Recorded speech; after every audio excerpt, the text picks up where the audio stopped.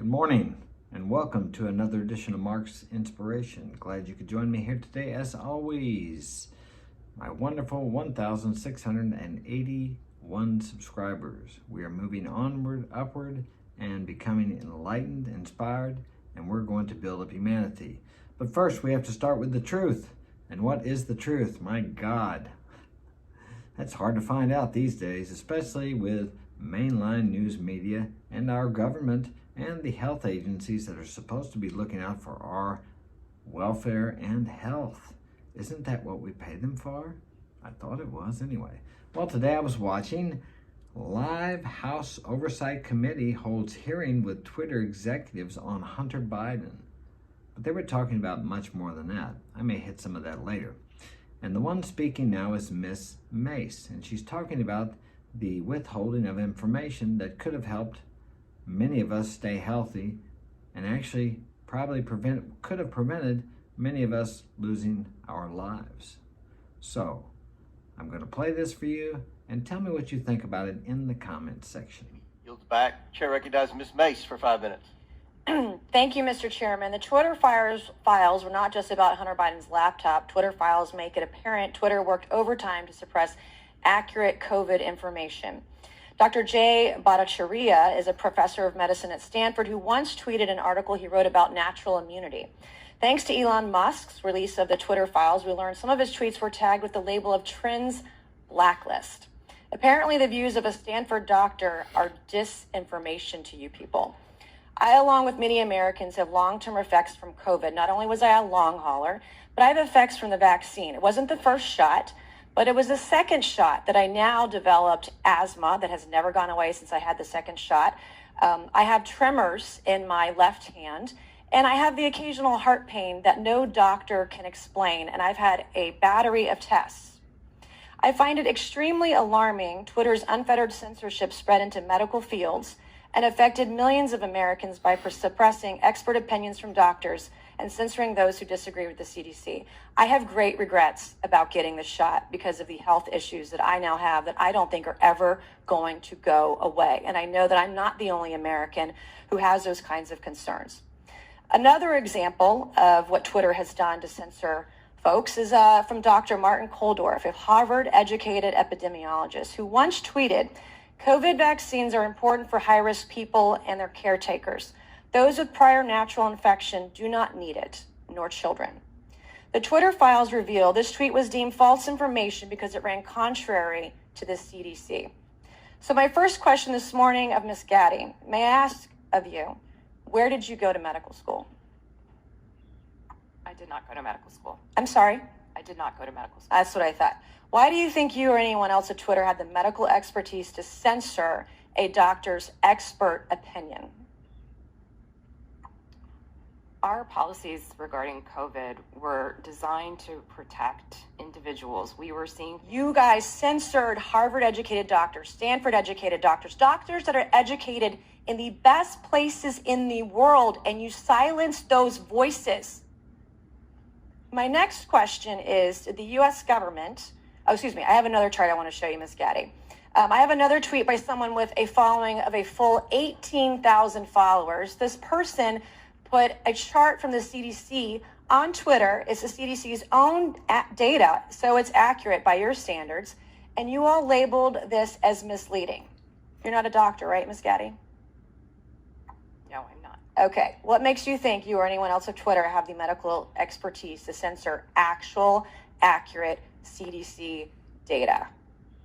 I'm not familiar with these particular situations. Yeah, I'm sure you're not. But this is what Twitter did. They labeled this as inaccurate. It is the government's own data. It's ridiculous that we're even having to have this conversation today. It's not just about the laptop. This is about medical advice that expert doctors were trying to give Americans because social media companies like Twitter were silencing their voices. I have another question, my last one for you, Ms. Gaddy. Did the U.S. government ever contact you or anyone at Twitter to pressure Twitter to moderate or censor certain tweets? Yes or no? We have a program. Did the U.S. government ever contact you or anyone at Twitter to censor or moderate certain tweets? Yes or no? We receive legal demands to remove content from the platform from the U.S. government and governments all around the world. Those are published on a third-party website, and anyone can review Thank them. God for Matt Taibbi. Thank God for Elon Musk for allowing to show us in the world that Twitter was basically a subsidiary of the FBI, censoring real medical voices with real expertise that put real Americans' lives in danger because they didn't have that information. I also want to thank one of my colleagues, Rokana, because censorship isn't just an important issue to conservatives. Some of my colleagues on the other side of the aisle, like Ro, found this censorship very concerning, and even wrote to you and to folks at Twitter that he was concerned about the First Amendment being censored. So I want to thank him for speaking up and speaking out about this issue, because this should not be a partisan issue. This should be an issue that's an American issue. Mr. Chairman, I would like to enter into the record, I ask unanimous consent, to enter into the record a Wall Street Journal article from December 9th, 2022 by Justin Hart entitled "The Twitter Blacklisting of Jay Bhattacharya." Enter the record, please, Mr. Chairman. Without objection, so ordered. Thank you, and I yield back. Chair recognizes. So, what do you think about that? Now, later on, another guy from, I think, the other side, wearing a bandana in the House of Congress there, or wherever they're at, said that it's a private company. Twitter was a private company. They can censor whatever they want to. And he's correct. All those are private. YouTube is a private company. That's why they can decide what goes on and what doesn't go on. The thing that really amazes me, or that worries or concerns me, is the fact that if you listen to that, you can go and listen to the whole thing if you have time. The FBI and the government was behind the censorship.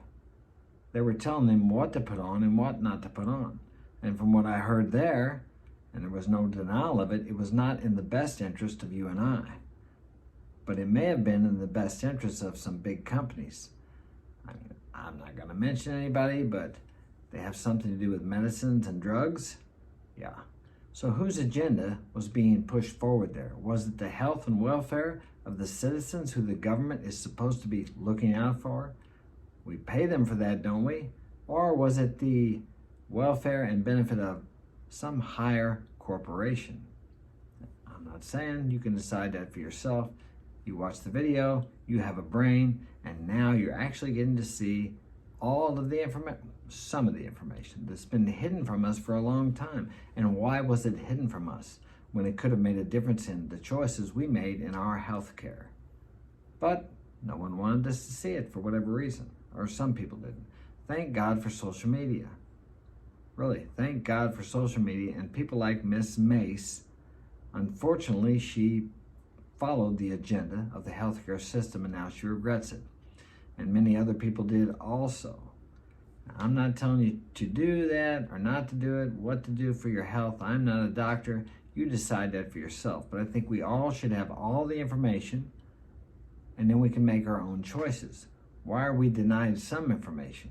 I think we're denied some information because it doesn't go along with the agenda of someone who's wanting to make a little bit of, well, maybe not. I could be wrong. Tell me what you think in the comments. I really would like to know. Thanks for joining me, watching today. Take care.